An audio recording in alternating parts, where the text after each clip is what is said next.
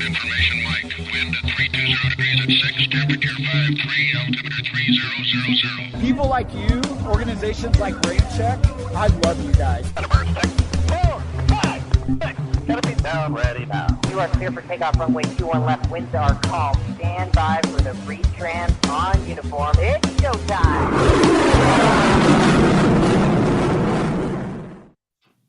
Hey, everybody. Welcome to another edition of the RampCheck podcast. I'm Tony. I'm Aaron.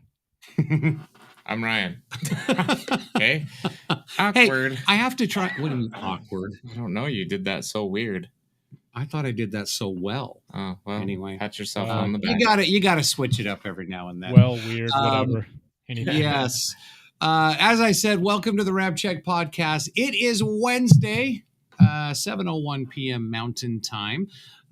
Make sure that you say hi to us. You know how to do that through either Facebook or YouTube. We already have Taz chiming in. What's Evening, up? Taz? I guess my hat's backward. Evening Taz. How are you? Don't forget RampCheck podcast live every Wednesday night, 7 p.m. Mountain Time, on a lot of your favorite platforms: YouTube, Facebook, Twitter, Rumble, and we on the Instagrams tonight, brother. We are on the Instagrams tonight. Absolutely. Awesome. You can even see right there. There we are. Oh, sweet. All right. And then if you want to comment through Instagram, just send us they comment through the stream, right? Yeah, they would comment through the stream. I actually have it on my phone. Right. And I'll just comment, say hello, whatever through my personal account. Tony and I won't be able to see the comments because we don't have it out. Okay. Cool. Any comments that I'll read, whatever, I'll just chime in as they come in. Okay. Copy Very cool. We got BH World chiming in already. No fizz. Might unsubscribe. Got some water tonight there, BH. When it's 110 plus, I need some water. Yes, and I'm rehydrating with my electrolytes. My low calorie, zero sugar added drink. Yeah, I guess it's show your favorite beverage night here on the podcast. I know, right? I've got a Zevia here. So Ryan and I we actually for our other company, we had to do some business in Vegas yesterday, and it just one thing led to another. It got late. We had to spend the night. You know how it goes. Anyway, so we're rehydrating tonight as well. Matt Thiemann. Anyone going to Oshkosh Air Venture next week? Okay, well, out of the three of us are not, but I did find somebody that is. Yeah, Taz. Hell yeah. Oh yeah, nice. Hell yeah. I guess the yak's not working yet. Is that right? Because it's still being overhauled. How are you going to get out there? Want to ride? I just noticed, you guys. Sorry, squirrel. I must have had some issues with my water bottle because this is supposed to say "Talk to me, Goose," and I lost the S. It says "Talk to me, Gooey." Talk to me, Gooey. All right, there's a call sign for someone. So Taz is going to fly the boring way. Nice. Well, that's cool, man. That'll be good. It'll be good to see his posts and his story from Oshkosh. Yep. So one of these days we'll get out there.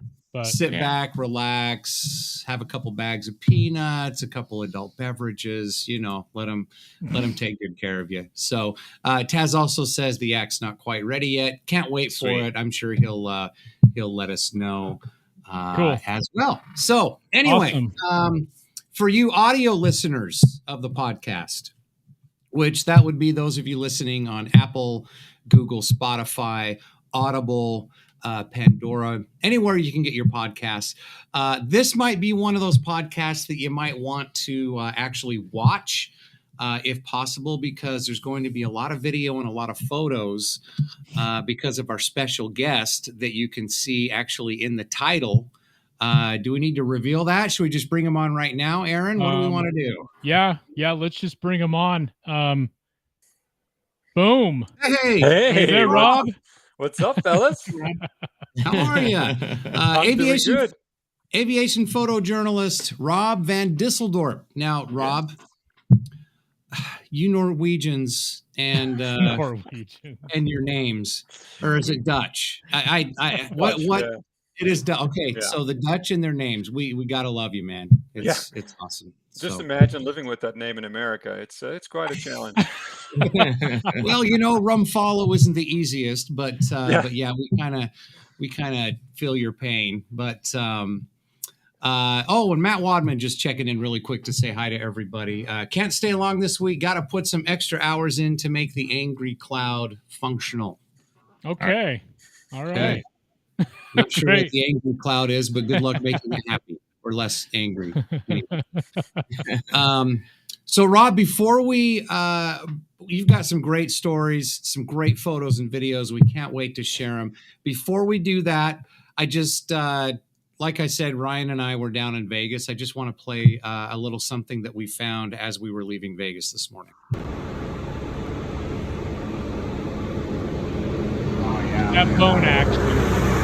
Yeah. And by the semi, you can probably guess where we were. Look at that, dude. Now turn. Ryan narrating. Now turn. Yeah. Turn.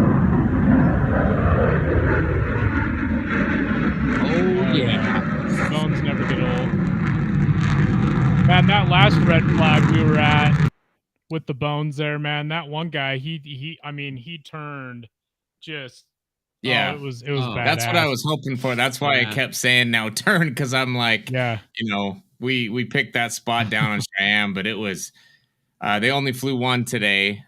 We waited a little longer and unfortunately didn't really catch another one. But yeah, we were able to, on our way out of town, on our way in town, a couple of the aggressors actually from the squadron here or not the 65th. I think it was the 64th. Ghost, Vipers, but it was pretty cool. I was glad we at least caught a little. When in Rome, right? You gotta take a look at the aviation. And of course, Taz being a bone driver himself, when he was in the Air Force, fuck yeah, you're absolutely right.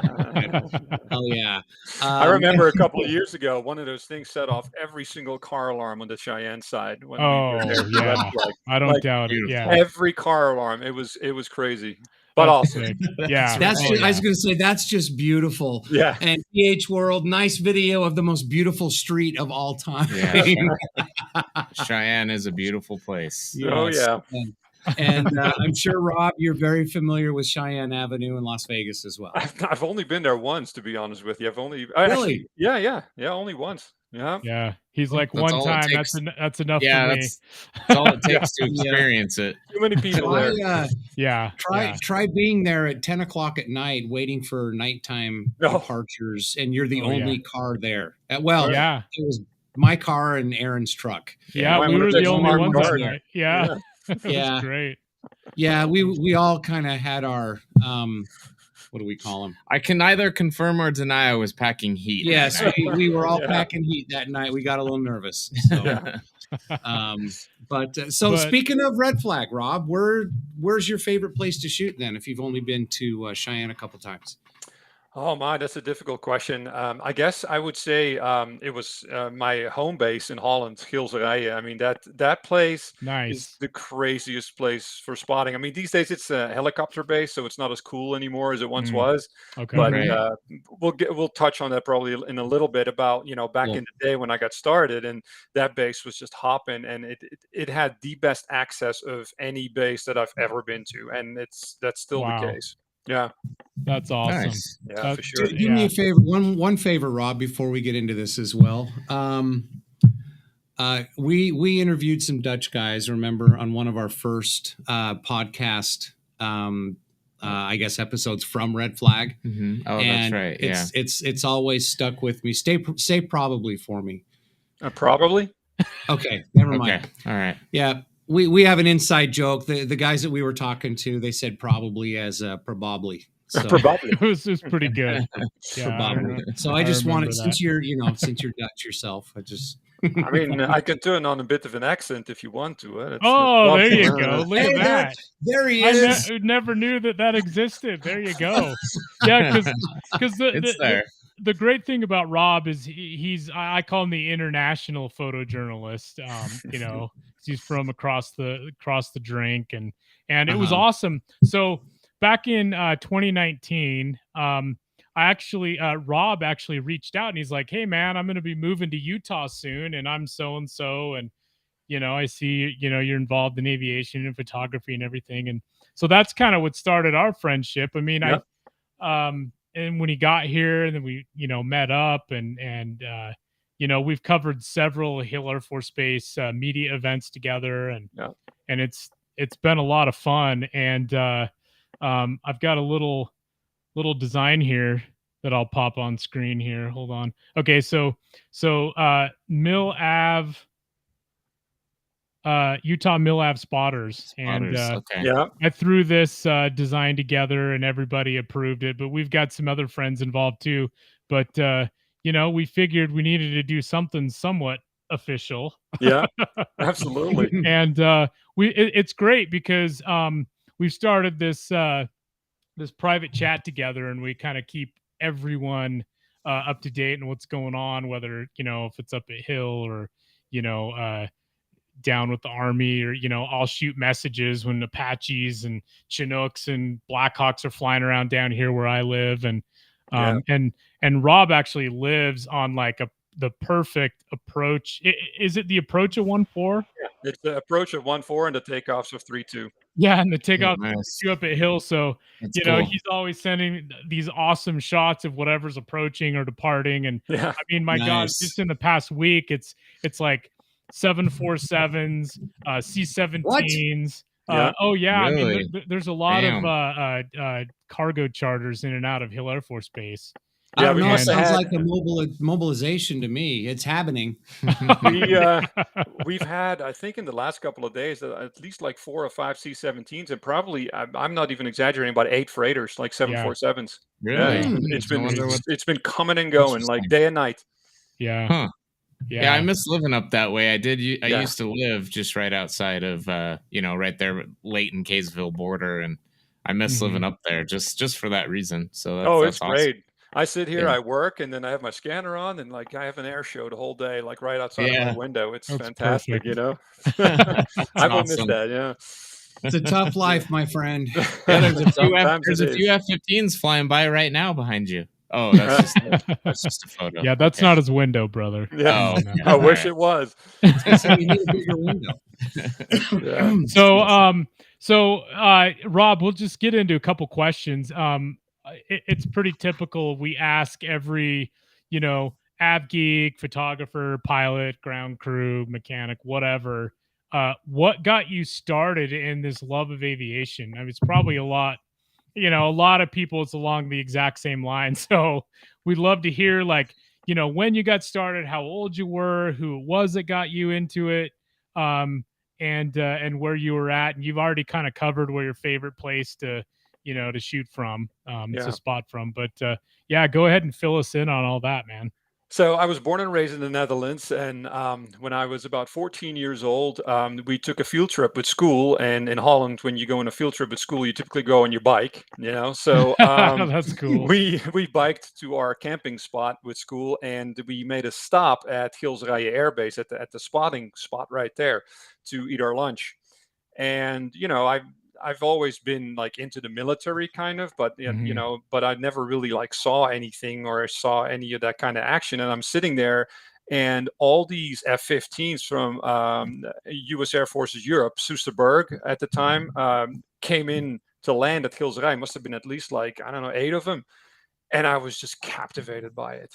I mean, I was just standing there, and these F-15s come in. And I was like, whoa, I was blown away. It's F-15s will do that to you. And yeah, they will. So I'm like standing there thinking to myself, wait, there's a spot where I can actually come to and stand here and just see this like all day long. Like, what is this? And how come nobody ever told me about this, So I started biking by myself, like over there, and, you start meeting other spotters and people, and, you start talking, and you build, you make friends, and, and I kind of started off as a tail spotter because obviously I didn't have any money for a camera at 14 years old, so that's kind of like the first thing I did. And then, as I got older, I started, buying like crappy used cameras. As you will see some of the pictures, in a second. That's all we had at the time, because that's the money we've had. And that's kind of how it got started. And then obviously, after that, I wanted to be a fighter pilot, but I quickly realized that I did not have the build for that, and maybe the skills as well. Actually, I kind of figured that out later after I found out more about the So those of you that so Rob, what are you, like almost 7 feet tall? Yeah, 6'6". Yeah. So he's a tall guy. Damn. So I don't know if the seat would go low enough into the floor of the cockpit to to fit a canopy over him. The last one I sat in was an F-35, and I actually fit quite well, because that seat moves like a car seat. You can just kind of what about with the helmet on? What about with the helmet on? That I didn't check, because I didn't have a helmet. Yeah, of course. you never know. You never know. Yeah. Anyway, I want to throw up one of these first photo. No, not that kind of throw up, you idiot. So, Rob, go ahead and tell us about this shot. Wow.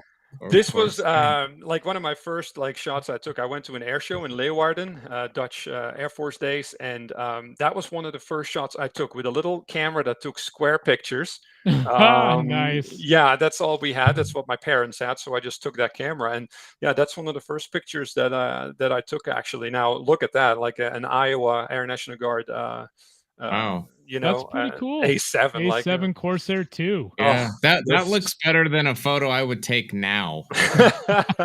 So you did a good job, man. You obviously had the touch early on.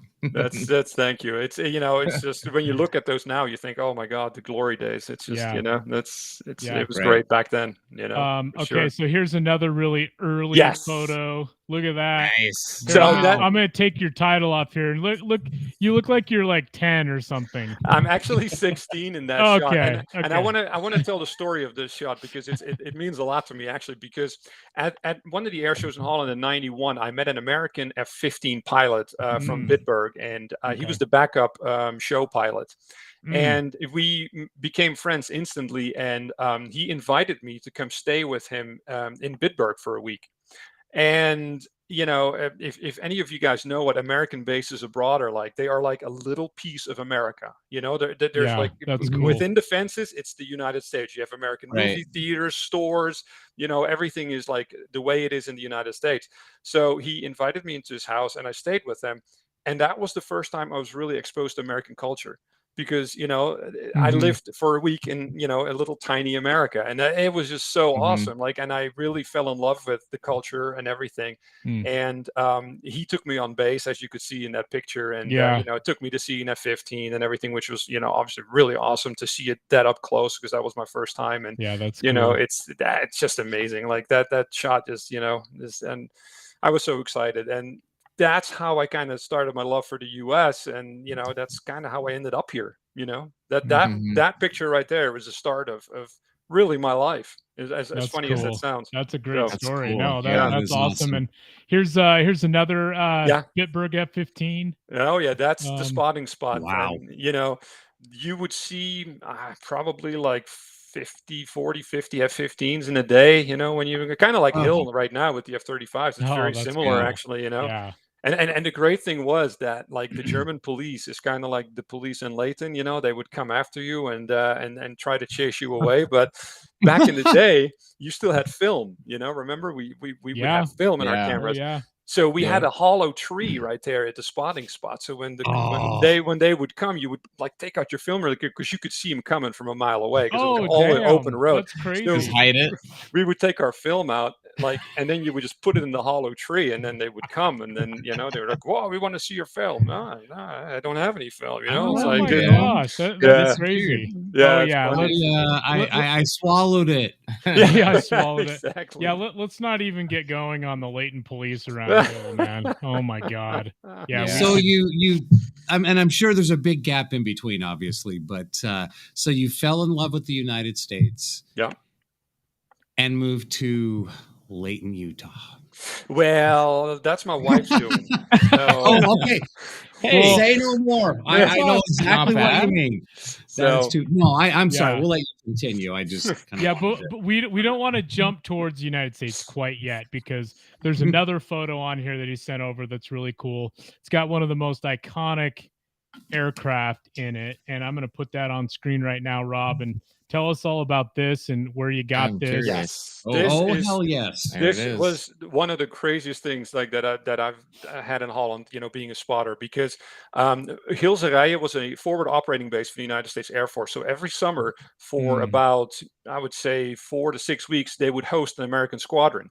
And typically it was the F-15s from Holloman. But this was the summer of 1993. They hosted 8 F-117s from, at the time, Holloman. Wow. Now, again, when you take this picture, the one you're looking at, that's taken with a 135 millimeter lens. So that's how close you are to the taxiway there. And there's no fences. The fences were probably a stomach high. It's like a belly button high. It's like a little white picket fence. Yeah, like a little white picket fence, really. And the good old days. Oh, the good old days. And I tell you guys, you're not going to believe this, but the arrival of those things, it was in the media, everything. There was 10,000 people standing there waiting for their arrival. What year was this? 1993. Oh, wow. 10,000 people. Not too much longer after the government or the Air Force even acknowledged it. Yeah, the F-117 is real. Just even and here's existed. what it looks like. Yeah. 10,000 people. So how did all their film canisters end up in that hollow tree? No, that was a different base. Okay, I got you. Yeah, no, in Holland they never give you issues about spotting. So that's cool. Yeah, that's way cool. Definitely. So, yeah, it was. Wow. I remember that day. There was all the TV stations. It was the most insane day I think I've ever had as an aviation enthusiast. But seeing those things come people. That's just imagine 10,000 in a spotting spot. That's crazy. It was insane. Wow. Did any of the pilots or anybody that deployed did they come out and talk to any of you guys? Or absolutely, because we were walking distance from the shelters, so they would park their jets, and then they would all come over and they would be handing out patches and things. They would be selling merchandise, it was insane. They would come over and talk to you, and it was that was always the great thing about Hilserijen, is that those shelter areas were right there next to the spotting spot. So for them, it was literally a 2-minute walk from over there to the fence. And they would always come out and talk to you and, sell you stuff if they had squadron merch or whatever. So it was very cool. Wow. Definitely. That's really cool. Yeah. Wow. That is great. Again, man, the good old days. The good old days. When things were different. Yep. Yeah. For sure. Let's see. Do we have any questions that have popped up or any comments right now? Let's see here. What is this? Nice video. Okay, so that was the last one. The last comment, but that's cool. Wow, what a great story. Okay, so I guess from there is there anything else that you want to cover from your time, growing up? No, let me actually see the pictures that I sent you. Yeah, I know. I don't think there are any. No. So I know. Yeah, those 4 photos, the 4 photos that I already showed Rob are the ones from your early days. Yeah. Those are the only ones, and then the other photos and videos that you sent are, we'll get more to that recent, soon here. But before we went live, Rob, you said one of the first things you wanted to cover was the picture of the red dot. Oh, yes. Yeah. So we can go to that. Okay. So if we want to jump that far ahead, I don't know. We were jumping ahead. I don't know anything about it. Okay. Well, that's a good story. It's a great story, and you'll love it when we get to it. But what year did you move to the States? I've been living in the States off and on since 1997. Okay, since 97. Okay. Yeah. Okay. And at what point did you become the aviation photojournalist? Actually, only probably in around 2019, I think. Oh, really? Okay. 2018, 19. So I was in the music industry for a while, and when you're in that, it just sucks you in. So it took me a while to kind of get my passion for photography and everything back. And then when I started shooting again in 2000, I think it was 16 or 17, it started going pretty quickly, and I got involved with Scramble in the Netherlands. You guys probably know Scramble. And Scramble. I've got one of their aircraft serial books. Oh, cool! Right up there on my desk. Nice. Yeah, the bingo card book. Yeah, it's there you go. It's a great. Yeah, Scramble's a great organization. I loved working with everybody there. I mean, they, it's a volunteer organization, and these guys, they put so much time and effort into this and bringing everybody the news and the serial books and things. And it's an amazing organization, and I really enjoyed my time working for them, actually. So awesome. And then while I was with them, I started working a little bit as a freelance guy too. So I started writing for Combat Aircraft Journal, a couple of other magazines, and kind of got the ball rolling from there. And this is where I am today. Like, I never really thought that I would be doing this, but here you are. Awesome. Here I am, and I'm loving it. Here you are, and so when Rob moved here, so I had mentioned. So here's a photo of Rob and Bayo and I. Look at that. Nice. Yeah. Covering. I was there that day, right, Aaron? I don't know if you were here on this one, but okay. You might I know there were a couple, but I was at one. There were. Ryan's been on a few of them up there too, but we had to get a shot. Bayo, the first female F-35 demo pilot. Yeah. That's when we had the Bayo strut. Remember That's right. Yes. I know. I was looking for that video and I didn't find it in time, but that was funny. Yeah. Yeah, that was Bayo strut. Very cool. And then here's another photo. Rob. Typically, Rob did this really cool, like formal interview, and he would field, questions to his followers beforehand, and then he would ask Bayo, all these questions, and Rob and his wife, Kelly, right? Yeah. I'm so bad with names. Anyway, they would film it and then put it on their social media. But that was fun to see Rob hard at work there. Yeah, I did a feature about Bayo for Combat Aircraft Journal. That was like one of my first articles I think I wrote for them. That's cool. Which was really cool. Awesome. Yeah. Yeah, nice. Yeah, great. Okay, so let's get right into this awesome experience, opportunities. We may have lost Rob. Rob, did we lose Rob? Oh yeah, we did. Hold on 1 second. Hold on 1 sec. Let's take him off air for 1 sec.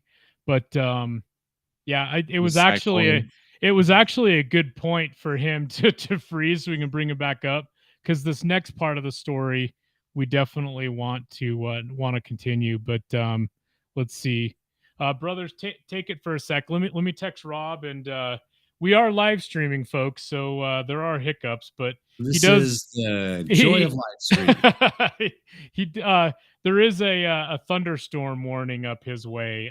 It's actually been storming up here in Eagle Mountain, and then also kind of moving up north to where Rob was. Yeah, I heard, and it's after I left. Yeah, I know. Left meaning left the north. I'm down, and obviously I'm here with Tony. Yes, yeah. So that Ryan and I are in St. George, Utah, and we were in Vegas yesterday, and it was kind of warm. It only got up to about 115.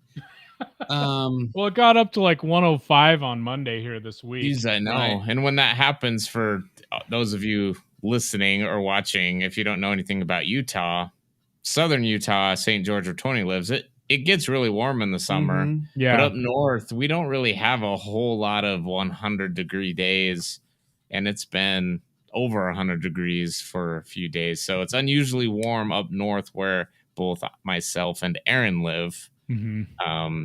Yeah, but Tony, you're kind of used to it. Although 115 in Vegas, that's 115 hot as hell. When I lived in Arizona, I'll never forget working the ramp at Phoenix Mesa Gateway. Oh, God. And there were days where it was 115, and and out on the tarmac, it's got to be 128 degrees. Well, it got to the point several days during the summer where all the aircraft were grounded, because the density altitude from being 115 to 120 just basically almost grounded everything.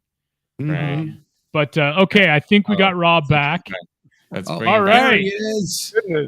Big lightning bolt right outside my window, and boom, there went power, and there went the internet. So, Oh, but we're back. damn. I was My wondering if you goodness. got hit by lightning there. I Holy know, right? cow. Nice. Jeez. So, sorry about that, guys. No, but no, it's yeah. that's live No streaming, problem. man. Yeah. It's we Yeah, always it have all happens. kinds of Exactly. hiccups. Never Happy- rains Speaking in of live Utah. streaming, Yeah. speaking of live streaming, before we get to Rob's next story, don't forget the RampCheck podcast is live every Wednesday, 7 p.m. Mountain Time. YouTube, Facebook, Rumble, and Instagram. If you do miss the live stream, though, of course, it's going to be available on all of those platforms to watch at a later time. Or if you're kind of one of those who likes to listen instead of likes to watch, never mind. Pandora, anywhere you I get like to your participate. anywhere you get your audio podcasts, of course, Apple Podcasts, Google, Spotify, Pandora, Audible. Yeah, so it's always available on there as well. And again, tonight, if you're watching live, send us a comment right now. You can comment via YouTube or Facebook. That'll get your comments right here in the chat. And if you want to comment on Instagram, you can do that as well. If you have a question for Rob, I'm sure that he'd love to take it from you. So having said all that, getting that out of the way, let's move on to your next story, Rob. Yeah, so Aaron, what I'm going to do is let's see, stand by. What I'm going to do is I've got one more. I'm going to bring a photo up, and it'll kind of, it's a little teaser as to what he's about to show us and talk about. So here's Rob. Oh, Look at that. What a I know. Like he's selfie. on an aircraft carrier. Yeah. You know, though, anymore, I would guess you were about ready to go skiing. I know, right? Everybody wears Utah. those ridiculous helmets and goggles. I know. Man, when I was young and we went skiing, I had a pair of goggles. I even skied in shorts, goddammit, during the spring. But yeah, so anyway, go ahead. That's an awesome shot. I love it. Yeah. And so the next shot that I'll bring up, Rob, I don't know if it was before or after your visit, but check that out. That is actually my taken from the back of an Osprey, like when we were leaving. So we just took off from the boat, and I just shot that right outside of with the open door. I just shot that right outside of the Osprey. Wow, that is awesome. Wow. That's I did awesome. say aircraft carrier. You look like you were on an aircraft carrier, so I was correct. Yeah, absolutely. Yeah, that's cool. Yep, that is awesome. I'm so jealous. I'm done with this interview. I know. It's. I mean, the photos just keep getting better. So I'm just kidding. That is awesome, Rob. Yeah, it's quite an experience to actually witness that live. That's cool. Yeah. So let's see here. Do we want to get in to the red dot story first, and then we can go into the other photos and videos, Rob? Yeah, sure. So before I'm going to pull up the red dot here. So we are actually on board the Carl Vinson. That's the carrier that I embarked on. And when we were on the deck, this is before we actually sailed out. They took us to this spot on the flight deck, and they said, it's like one of those tie down. I think they call them stars or something. And like there's a ton of those all over the deck, obviously, because that's what they tie the aircraft to. But this one was special because it was painted red.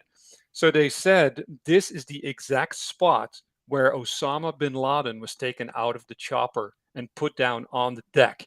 And the myth is that some of his blood dripped into this star, and that's why they painted it red. And obviously also to mark that that's the spot where Osama bin Laden touched American soil. Wow. So That's it's interesting. a moment in history. It's like it was really like cool to stand there and say, wow, this is what happened like right here where I'm standing. Like I love that feeling, Yeah. Wow. Yeah, that's awesome. Wow. And that's on the Carl Vincent, you said? Yeah, Carl Vincent. Yeah. Wow. Vincent. I didn't know that. That's really cool. Yeah, I didn't know either. Wow. I had no idea that was even a Carl Vincent that they landed on. Yeah. I didn't either. That's awesome. And so that would have had to have been that SEAL Team 6 coming in. And 2011, I think. Yeah. Dang. Man. I know, right? History. History. That's right. Yeah, that is crazy. nuts. wow. Yeah. Well, that's wow. What a story. I know. I mean, Right. the blood dripping into it part was kind of gross, but but yeah, that's pretty freaking awesome. Yeah. Tony doesn't do well with blood. We've seen him pass No. out just pricking his finger on a light. Yeah, I know. Am I looking kind of pale now? It's kind of I don't think you're going to make SEAL Team 6 then, Tony. Yeah, no. Oh no. no. Here we go again. I can't. I'm a terrible swimmer anyway. I was so gonna yeah. say for more Yeah, reasons Tony. than just blood, Tony wouldn't be good for SEAL Team 6. Wow. I know. Wow, what history though? I That's know. that's Amazing. incredible. That's amazing. incredible. I mean, whenever they retire Carl Vinson, man, they're gonna have to cut that chunk out and put it in a museum. Oh, absolutely. sure, Go straight yeah. to Washington, to Yeah. do, what is it Yeah. called? The Smithsonian. Smithsonian. Yeah, Yeah. that's it. Yeah, Yeah. Oh, Smithsonian. for sure. Yeah. Sure, yeah. Absolutely. Definitely. Okay, so why don't you start out with I mean, you heard about this opportunity. You're doing a story. And when did you find out you were actually going to, embark on the ship? When did I mean, geez, tell us about that and we'll go through some photos that you've Sure. got on here. Yeah, I'm working on the story about a Navy unit, and it had to go through so many approvals. It's like, the military, like, one level, another level, and then Right. sideways level. And, by the time it finally got approved, it took a while. They gave the order to the ATO office that kind of, takes care of all this. And I think about 2 weeks before I went on board is when I got the mail like, hey, in 2 weeks you can embark. Do you want to do it? And so I had like 2 weeks to scramble everything together. And it was a walk-on fly-off. So, we walked on, sailed out of San Diego, and then we flew off with the Osprey. So typically it's a fly-on, fly-off, but since That's we cool. actually got there when it left, so we got to walk on, which was actually kind of cool because you have some time to spend, That is cool. on the carrier, walk Yeah. around, see the Yeah. flight deck, talk to people. So that actually was really nice because, when all the time you're sailing, it's just downtime. So, you can talk to people Right. and like, we hung out with a shooter on the deck for a while, listened to some stories, things like that, which that was really cool. So, and then, some of the picture you just saw, that's actually the hallways, Yeah. like all over that, like the carrier, that's what it looks like. So it's kind of like a maze, like, it's really hard for us anyway, to know where you're going because it all looks alike. It's Wow. amazing. And the people that actually, are on that carrier, even they get lost from time to time because we've had a couple times when we took a wrong turn. So it's, it's amazing. It's just such a maze. And then you get all the levels, of course, like 'cause you have, I think you have about like probably, I would think about 16 or 17 levels. But Yeah. somebody that actually worked on one will know better than me. But from what I can remember, it's just amazing. Like that's our estate room. So that's where they call them state rooms. Okay. And it's called DVRO, Distinguished Visitor. So that's where we actually stayed. So that top bunk was mine. So you stay two in a room, and they take great care of you, man. Like you come into that room, they have a pair of like slippers, and you got a robe. Oh yeah, look at that robe. I That know. looks like a comfy robe. And then you got your towel. Yeah. On top of the towel is a hat and a patch that's for you to keep. Like they really, really take care of you on those ships. That's awesome. That experience was just amazing. Like I did not expect that at all, to be honest with you. Did you get to keep the robe and the slippers? No, unfortunately, No? it said, please leave those here. Right. So I guess Otherwise, you're not the first one with that thought. Otherwise, if you take it, they'll just charge your credit card, right? Yeah, exactly. Yeah. They probably would. So. Yeah. Throw it on your Military, taxes. they'll Yeah, put probably it do on a my, little Or more. whatever. put it on my tab. Yeah, your Exactly. tab. Yeah. Yeah. Well, that's awesome. Let's get to some of the flight deck action, man. Yeah. So that's some of the coolest stuff. The picture that you saw with me and with the goggles, that's actually how you have to dress up, obviously, before you go on the flight deck, because you have to have protection We'll go back all to that over. one real Yeah. quick. Yeah. So the only thing that is exposed was my hands, because I Okay. needed to operate my camera, and then obviously the bottom of my face. But everything else is covered, like long sleeves, long pants, everything. You can see the cranium I had on my head. Yeah. So everything is has to be pretty much covered. And then what happens? You go on the flight deck, and they walk you to we started at the landings. So Okay. walk to the wires. Let's get a couple. That That's close. That was taken with a 24 millimeter.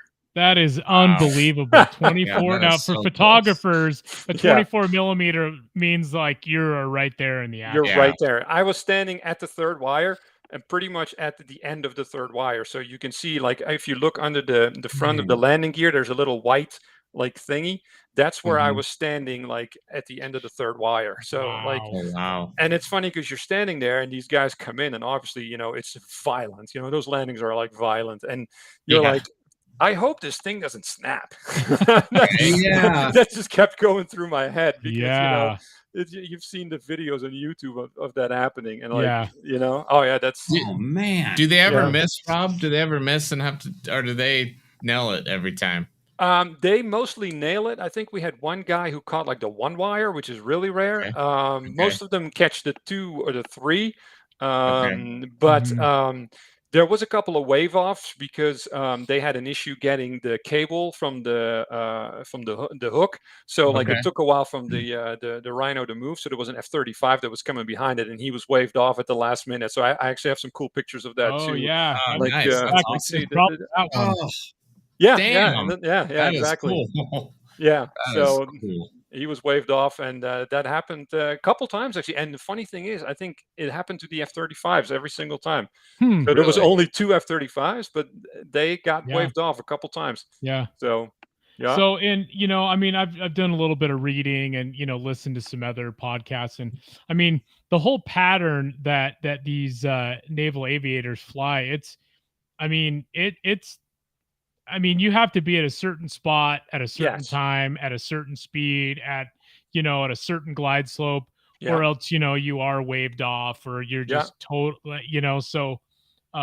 that's interesting. It's a stack, I think they call it. They're looking. I'd love that. So we actually got to talk to a bunch of the pilots, and what they were doing is they were doing carrier qualification. So we had the 3 FRS squadrons for the U.S. Navy on the West Coast, the VFA 122, 125, and VAQ 129, and those are the training squadrons where they learn to fly the Growler, the Rhino, and the F-35.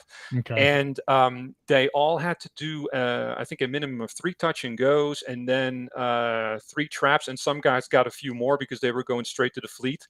So, we got to see them do touch and goes. We got to see them do traps. And the funny thing is, as soon as they did a trap, they would, taxi pretty much to the catapult, be shot right off again, and back into the pattern. So, So what's interesting, I noticed in these photos, like this one, you could tell that he's just doing a touch and go because his hook's not down. I was going to ask that. In this photo, you can see his hook deployed. Yeah, he's trapping. Exactly. Yeah, he's trapping. That's really cool. Look how beefy that gear is. I know. I know. A lot different than F-35A. Yeah, a lot different. Definitely. Definitely. And we actually, I'll play a video here, Rob, of one of those. I believe it's the F-35 doing a touch and go here. Sweet. Let's go ahead and play this.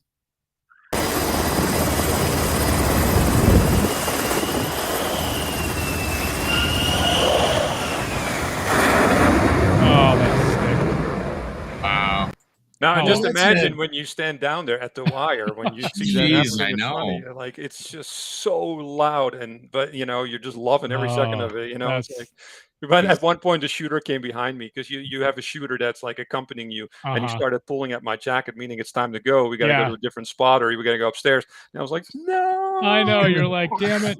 Speaking of that, let's play it one more time. That is a short distance for a touch and go.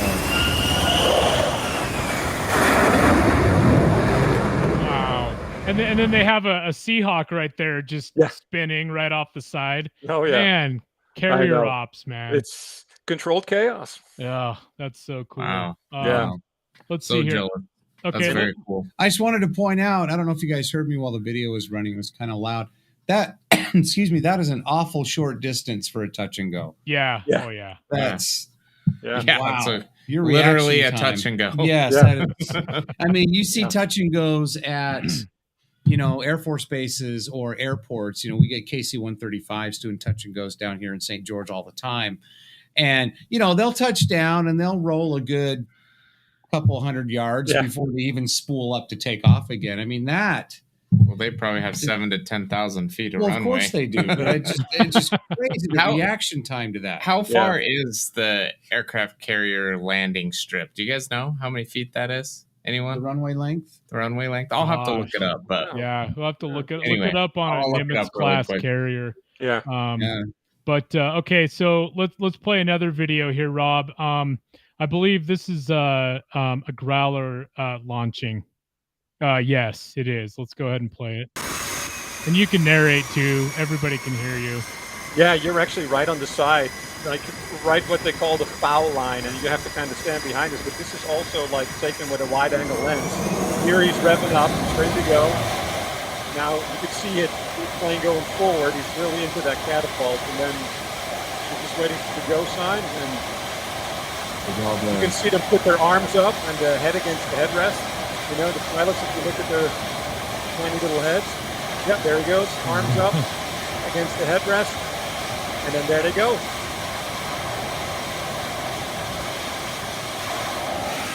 Jeez. Wow, what a rush that was. Fun. Now, funny story is that my room was actually right below the catapult. Oh, so I was 3 levels below the catapult. So at night, so they put us to bed around 11:30, but the flight ops went on till 2 a.m. Oh, so I'll tell you, the sound when you're 3 levels below, laying in bed. Now the Rhino is loud, but then they start shooting that F-35 off the deck. Yeah.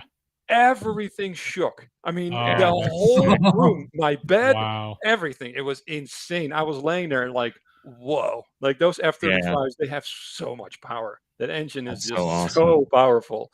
And it was just like, I don't know how people sleep on those boats. Like I did not sleep a second. Like I came out of that room the next morning a zombie because it was just like, it's so loud.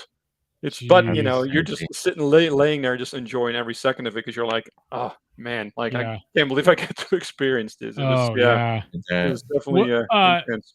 Was there a specific moment while you were on the Carl Vincent that I guess just stands out to you now that you just?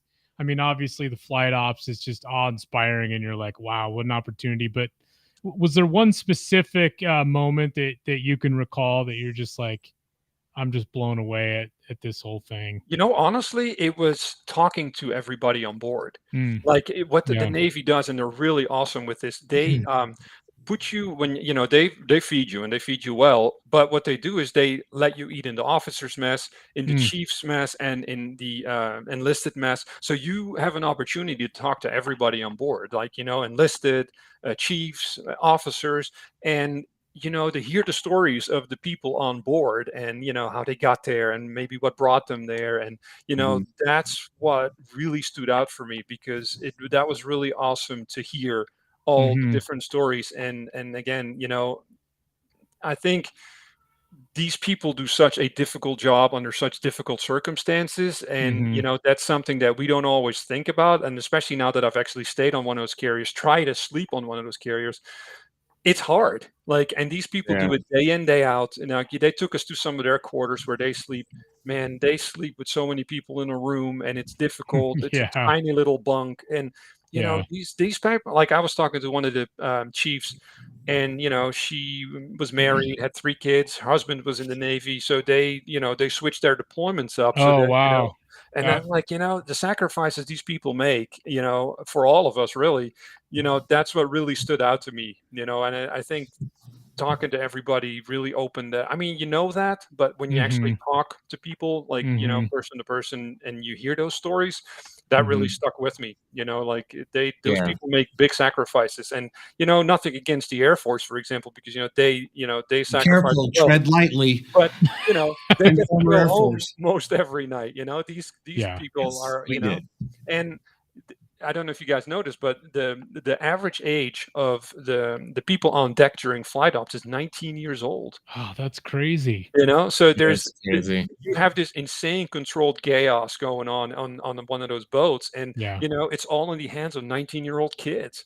Yeah. That's you have billions of dollars of like equipment, being shot into the sky and coming back, and it's all 19-year-old kids that take care of that, and it's insane. Wow. Like, and hearing all that was definitely eye-opening to me. Jeez. Yeah. Hats off to the Navy and all these, absolutely, right, absolutely. right. There are 30 and 40-year-old people that I know that I wouldn't trust with that stuff. 19-year-old kids. You talk about yourself, crazy. Probably. Side note, 300 feet is the length of the runway on a Nimitz. 300 feet. 300 whole feet. Yeah. That's not much room for error. Yeah. That's pretty impressive. Jeez. Yeah, that is really impressive. That's crazy. And so how many nights were you on board? Just one. Just one night. Okay. Yeah, just one night. So typically those visits are like 1 day or 2 days, like 48 hours. Okay. Yeah. Let's see. I got another video here, and this is on board an Osprey. So go ahead and tell us what's going on here. Yeah, this was on the way back from the boat to Naval Air Station North Island. So you can see there that we're hitting the beaches of San Diego. Oh, very cool. And it was awesome being in one of those Ospreys. I mean, you know me, you know how much I like Ospreys. It's been always one of my favorite aircraft. Are awesome. And to have a chance to ride in one was just crazy. Those things just shake, man. When you're in one of those things, you're just like, it's like being in a washing machine. Like they really, really shake. Like I know why those things were never a commercial success, because that just wouldn't work for people, like for civilian aviation. But man, I loved it. And this guy that you see there in the back, the crew chief, he was actually sleeping during the flight, and he was laying with his head out of the actual back. Oh my god! So he looks comfortable, like just standing there. He's like switching feet. I'd be like death gripping everything. That's pretty awesome. I wanted to sit at the edge, but they wouldn't let me. Yeah. Because I was like, "Come on, let me sit on the edge." Yeah. That's awesome. So what I noticed in this video too is the tone change on those prop rotors as you're over the beach. And I want to play this again, and I'm going to turn the volume up a little bit higher so people watching can listen to this, and even after the fact if you listen to the audio version only. But you can really hear those prop rotors, and I don't know if it's because they were changing the angle on the nacelles or what, but I'm going to play this again real quick, a little bit louder. So hold on one sec. All right.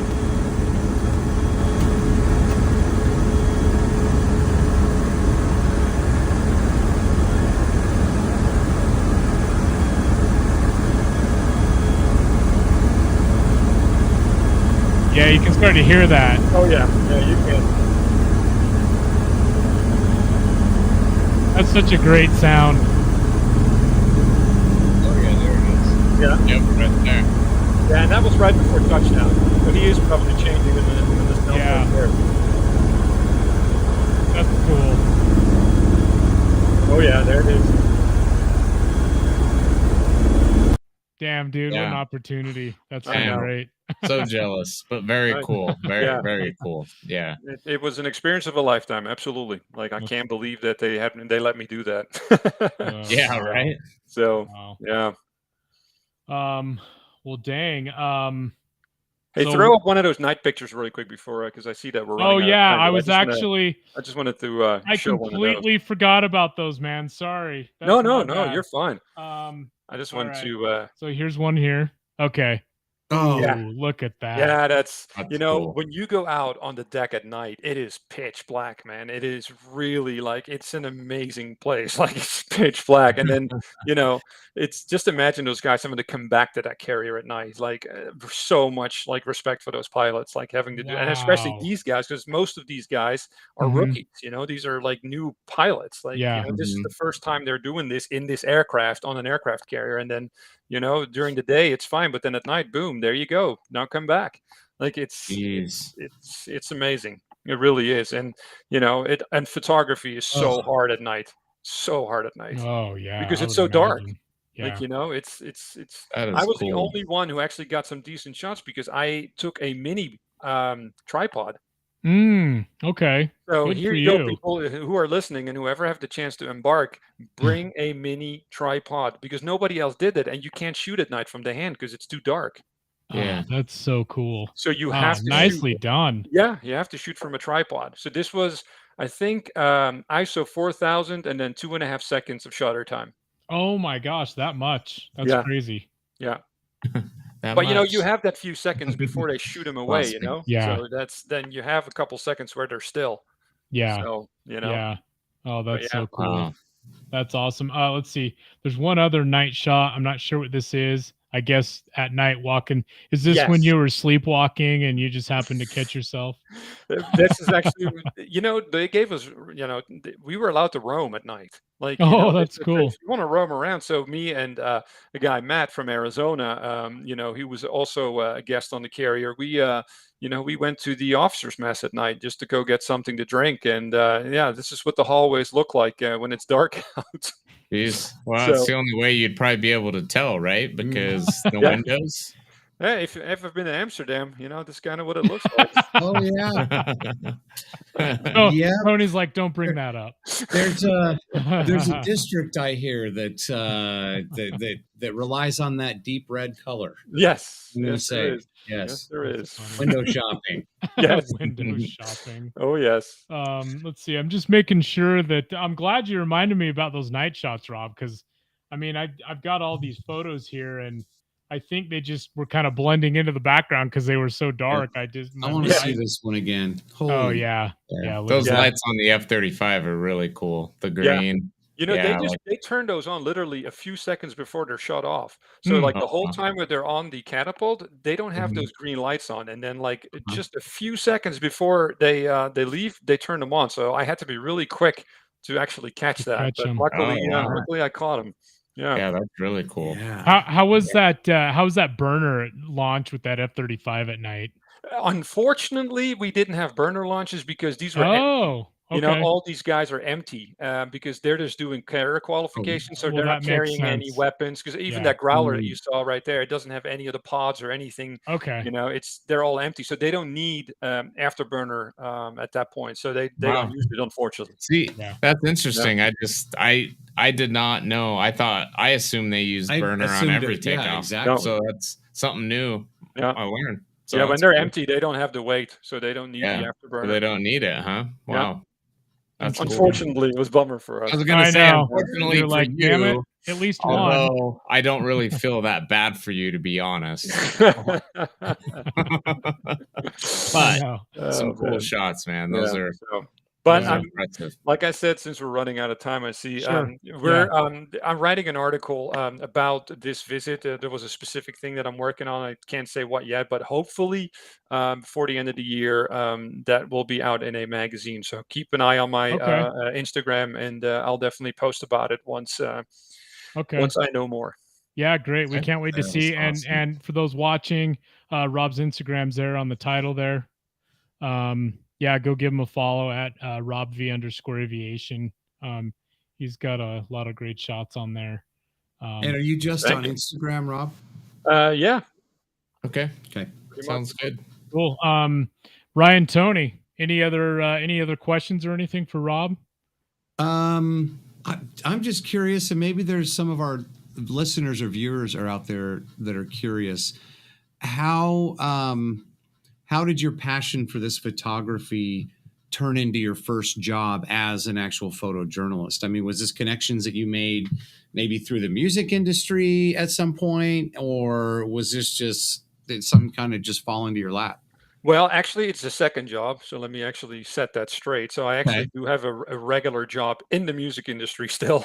And yeah, hey, you gotta Oh, pay Rob, your we could bills, talk right? about that for hours. I know. I heard you were a DJ, so that's Yes, funny. yes. But a friend of mine in Holland who I worked with at Scramble actually introduced me to a couple of people, and you know, they at the time were willing to give me a shot. That was at Combat Aircraft, and you know, they said, "Hey, write this article if you want, and I'll see if it's good enough." And you know, they found it good enough, and I think that was a feature about Toro. Remember Toro, the F-16 Viper demo pilot? Yeah, That was my Toro. first story for them, and you know, I had been writing for Scramble for a while, so I had a little bit of experience, but you know, that's kind of how the ball started rolling. And then, you know, when I got a couple publications, then, you know, more publications came, and then, you know, people, I guess, start to take you more seriously at that point. So that's kind of how that ball got rolling. And, you know, I just like to, pick a story that I think is interesting, and I'll pitch it. And yeah, if somebody wants to bite, great. You know, that's kind of how I go about it. So I try to write as many as I can, but yeah, we're all constricted in time, and you know, we're all married and things, and you know, so like, you know, you can't be on the road, you all work. So it's difficult, you know, how that all goes. That's Well, great. And one thing leads to another, and you wake up one morning on an aircraft carrier. And that's a tough life, my friend. Never would have expected. Like, you know, I have this, like, you know, top 2 of things I wanted to do in spotting, which are in journalism, which was a ride. Obviously, that's the number 1. Everybody wants a ride. Oh yeah. And then, you know, number 2 was the carrier, like to witness the carrier op. So, you know, that's so cool. The ride is going to be difficult, especially with my height. But hey, at least I got the at least I got the carrier checked off. Well, we know you can fit into an Osprey, so that's cool. Yeah, exactly. Well, that's true, but I'd still like to get that fighter ride once. Yeah, right. You know? Exactly. So exactly. You never know. Well, that's great. I got one more photo to show. And then we'll close this out. But speaking of Osprey and Rob, there you go. Yeah, that was in Hawaii at Marine Corps Air Station Kanaho Bay. So that was one of the stories. I wrote a story about Mac 24. Nice. And they had me at Kanaho Bay for the day, which was awesome. And yeah, I like I said, I have this thing for the Osprey. I've always liked that plane. And yeah, it's funny because when I was done shooting, the pilot came up to me and she's like, "You really look like a kid in a candy store out there." I was like, "Yeah, that's like, kind of because that's how I was feeling being out here." So yeah, it was funny. Which, by the way, Marine Corps Air Station, Kanaho Bay, beautiful base. If you ever have a chance to go there, my pictures from that day, that backdrop of Hawaii with the beaches and things, I mean, that's just, very cool. I can only imagine. That's awesome. Yeah. Hawaii is beautiful for sure. Yeah. Wow. All right. Well, that's cool. Yeah. Thanks for sharing all that, Rob. That's just what an opportunity. That's cool. Yeah. Hey, thanks for having me, guys. I really enjoyed being on. Yeah, we love hearing your stories, and we love sharing with like our listeners, people like you who, you know, are involved in the community and aviation community, and you know, hear your story, and you know, we appreciate you coming on and giving us some time, and very cool stories, very cool photos. Yeah. Thank you. You know, and we tell all of our guests this, you know, sometime in the future, we'd love to have you on again, and hopefully you've had some other experiences that you can share with us. And we do have stuff. We do have a question. Oh yeah, that we got more to look forward to from you, Rob. But there was somebody on the Instagram live that asked, let's see, this is at Robert Wolf 9514. Did you fly over Diamond Head? I don't know. No, I didn't get to take a flight when I was in Hawaii, but I do have some awesome shots of of all the takeoffs from the Reef runway with Diamond Head in the back. That's like, cool. You know, that was like, actually, I could probably show you guys one really quick while we're here, because I plan my pictures on Instagram, like I kind of so I kind of know what's coming up, and I actually have one that I scheduled for next week. That is Diamond Head first. Yeah. there you go. There's Very Diamond bad. Head right there in the back. So Yeah, and there's some afterburner. There you go. There's some there you afterburner. go. Yeah, for sure. So yeah, It's that's cool. yeah, a flight in Hawaii. That would be nice, right? Right. Yeah, Rob, geez, next time you get one of these really tough assignments, of going out, onto an aircraft carrier or, spending time in Hawaii, doing stuff like this, just remember, if you need a backup photographer, Aaron can handle that. And then if you need 2 guys to haul your gear around, that would be us. So Wow, that'd be the second time in my life I would have roadies. Nice. exactly. There you go. Exactly. Yep, that's right. I was in the music industry. I know exactly how to dress and smell like a roadie. funny. I know, right? All right, well, cool. Let's finish this out, guys. Yeah, thanks again, Rob. Do we want to do a quick Instagram stories? Yeah, Rob, you want to stay on with us for this? Sure thing. Okay, cool. This is like one of our fun features. You want me to pick the music, Aaron? Oh, I just clicked on Chill Hop. Is that all right? Okay, Chill Hop's perfect. All right. Usually is turn that volume up a little bit here while you're. Why don't you go? Yeah, go ahead and do that, and then I'll. In the program, the music. Yeah, they did. Kind of interesting. There you go. Okay, so here we go. Okay, one more thing, really quick, before we move on. Just a quick mention from Taz. Absolutely awesome. Love the stories and the pictures. Thank you, Taz. Thank you. Period. Yeah, thanks, Taz. Yeah, that's awesome. Okay. Okay, here we go. Stories from Instagram accounts we follow. Okay. Oh, I like that one. Yeah. You have a dog? Oh yeah, big dog lover. Oh, nice. Nice. All right. Well, there you go. So, what kind of breed is that? Do you know, Rob? I don't know. I have no idea. I don't know terrible with dogs. breeds. Oh, look at that. Well, there's that's Rob's me. Instagram. Hey, we know that guy. Yeah. Oh, look at that. Taz. Was that repost. Yeah, Crazy. that was today, right? Oh no, that wasn't. It was today. probably this week because it started Monday. Yeah. Red flag. Who's this That's Instagram? Is that Taz. Taz? This is Ellsworth Nice. Air Force Base that actually posted these, and Taz Oh, is okay. posting them. Okay. Wow, what a Very view! cool. Yeah, that's amazing. Yeah. Let's see. CDJ Morgan reposting some aviation art. That's Yeah, what I missed on the mixed carrier master. was F-14s. Tomcat. Oh my God, I know. I know. Wow, that'd be awesome. That would have been cool. Yeah. DM. nice. We're down. Nice. Demo team. New York. Okay. Oh, is that the biplane demo team? Yeah, no. And I don't know. Little kid flying. That's cool. Nice. Nice. Viper Cub. I could see Oliver doing that. Yeah, right? Strength exercises. All right. Thank you. Hey, the And then Sumo Squad. Thank you very Richard much. Essery. He's I don't know.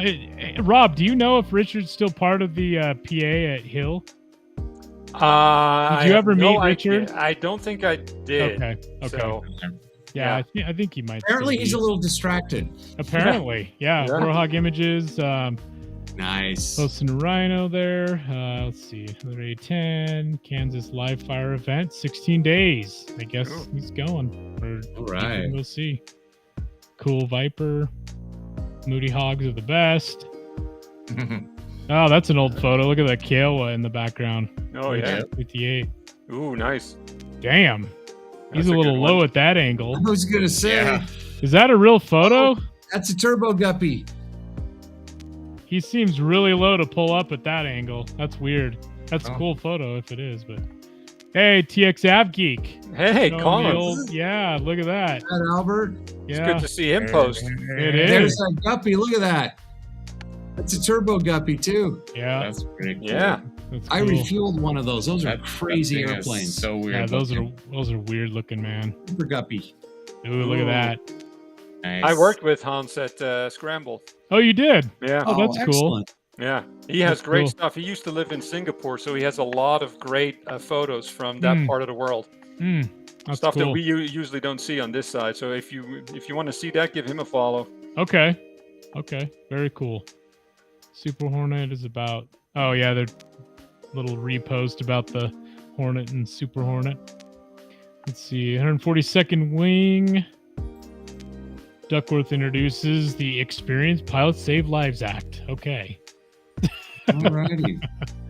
Anyway, there's just some selfies. Red shirt.